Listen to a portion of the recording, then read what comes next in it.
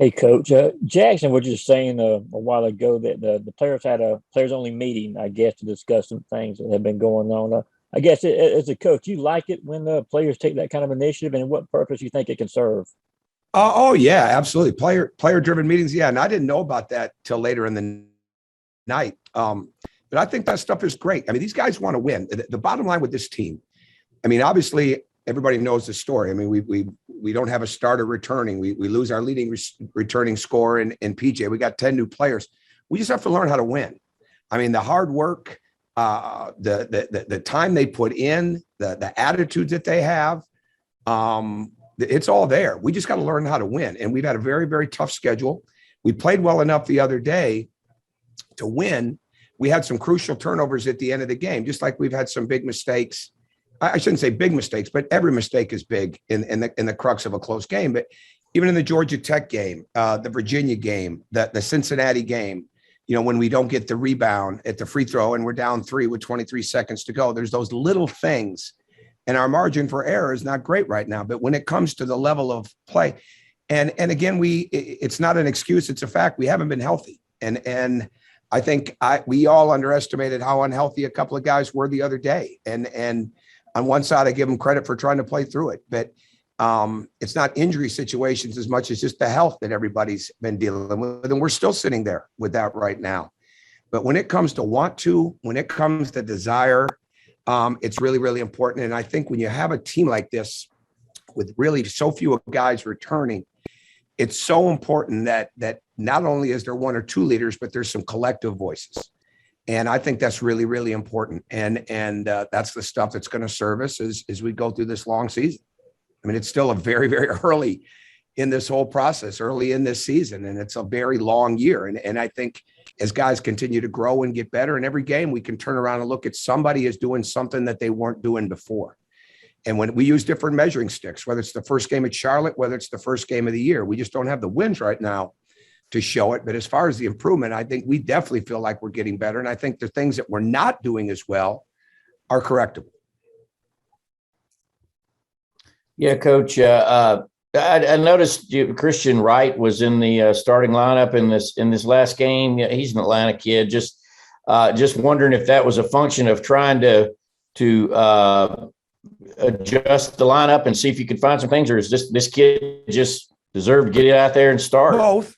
I think it's both. We've started different guys at the two. I think it's really important that we get great energy defensively to start the game, and it's really, really important that the ball moves at a high level to start the game. And Christian Wright provides both of those things. And it's not to say that the other guys don't, but we've got to get the pressure turned up. Now, as Cario develops to be even more assertive and aggressive for longer stretches of time, and he becomes a better defender to go with there. Aaron is a fantastic defender. And even with the way Aaron was dealing with health the other day, I thought he defended at a really high level, and he always does. But we need that defensive aggressiveness. We need that pressure. We need Christian. Certainly in that situation, I wanted him comfortable starting. And it's just the decision that I made to invoke a little bit different defensive energy into the lineup. Okay, let's go to Jack Leo and then Mark Weiser.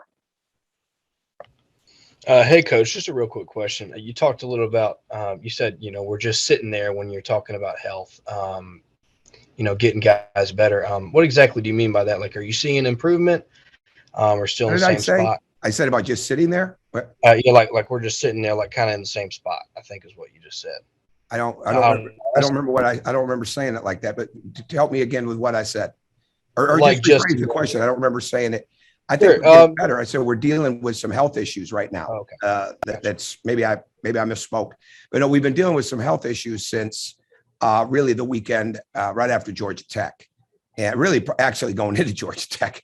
But it's just been lingering, and some new things have resurfaced in that way, and we're just trying to get over it and get healthier. But I do think this team's improving, and I think their work ethic is strong. And I mean, it's like anything else. You deal with injuries, you deal with things during the year, and right now we're dealing with a little bit of sickness.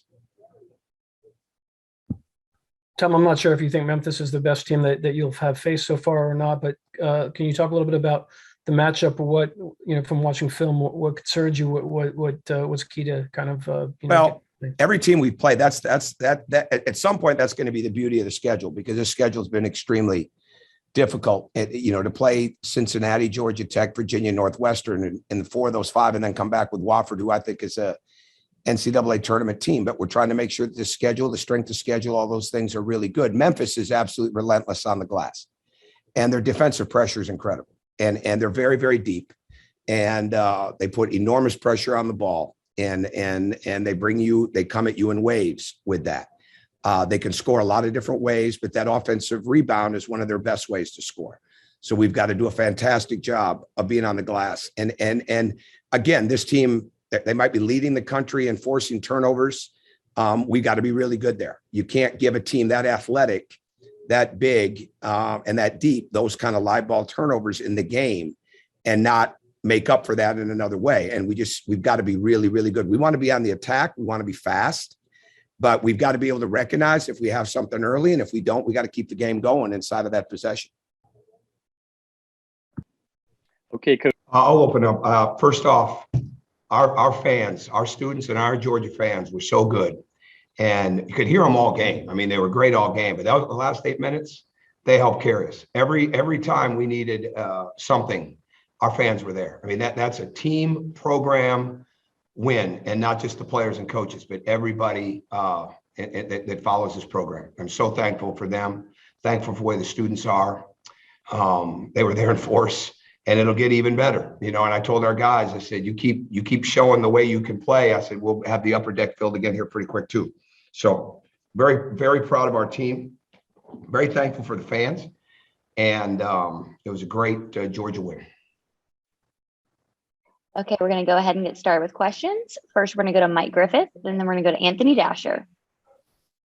Coach, I know you're kind of a one game at a time guy, and you're not much to get carried away with wins, but how bad did this team need this win just for their confidence? Well, we needed something good to happen for us. And Brian Fish just said that, and he's exactly right. We needed something good because we've been so close. But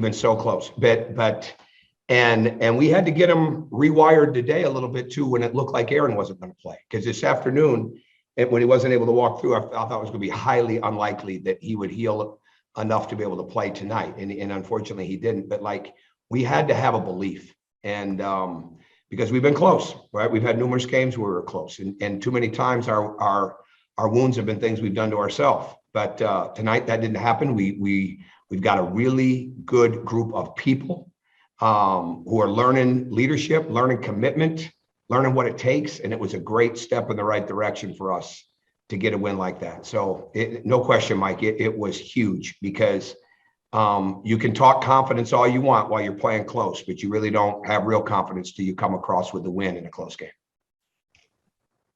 Well, congratulations on the 400th win. Thank you. And just want to ask you about the final 2 minutes of this ball game. I mean, Jabri hits that big 3-pointer to put you up by 1.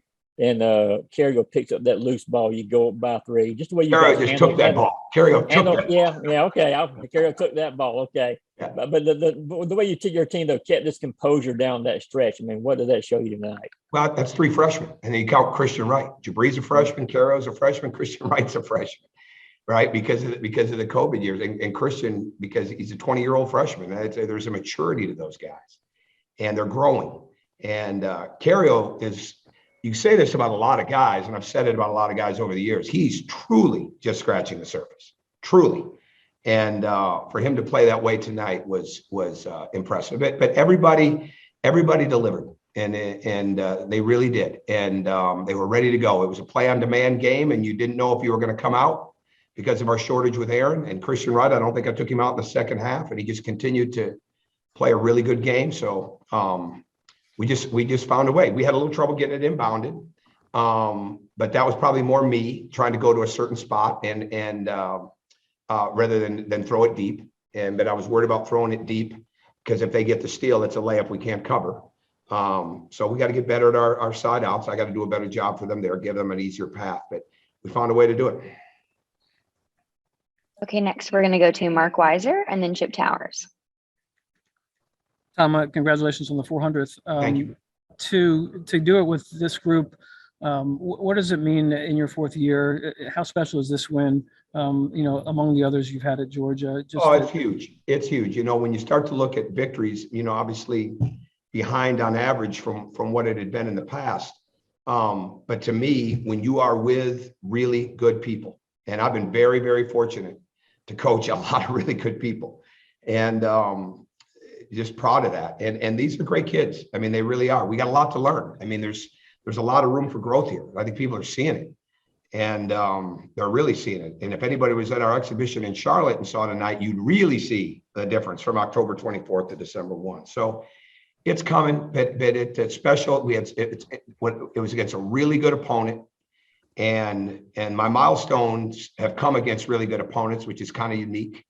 But the leagues I've coached in and the league I'm in now, when you're in those, every night's a milestone game because of how good those teams are. And our team has got to get ready for dealing with games like this every night once the SEC hits. Yeah, Coach, I guess, God's timing is perfect. You probably would have wanted to have the 400 win before now, but just considering how you got it, I don't know what's the more amazing part. Christian Wright playing 38 minutes with Aaron on the bench against the team's leading turnover forcers, and he just has one turnover in the game. And then Oquenda, I don't know. I'll ask you. What was kind of the biggest stunner in terms of what you got out of your players tonight? I think the poise. I think because this was the Georgia Tech. This environment seemed even more energetic than the Georgia Tech environment, and that was really good.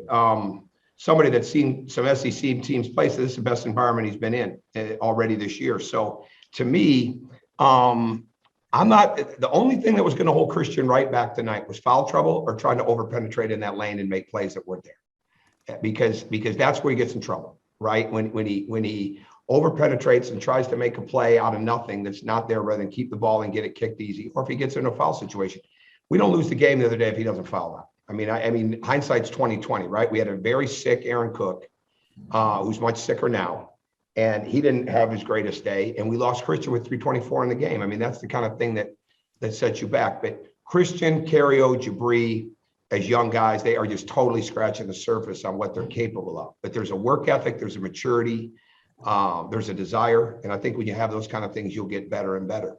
And our older guys are doing Braylon. Jalen, I mean, those guys did a fantastic job. Obviously, Aaron, when he's healthy. So we just got to continue. We never walk into any situation, any day in practice, and say that not every one of them can get better. And that's what we've got to continue to do. And these guys are buying into that. We needed a win, though, to validate how hard they work. I mean, we really did. Okay, next we'll go to Lance McCurley, and then Drew Beal, and then Cole Acock. Hey, Coach, congrats on the win.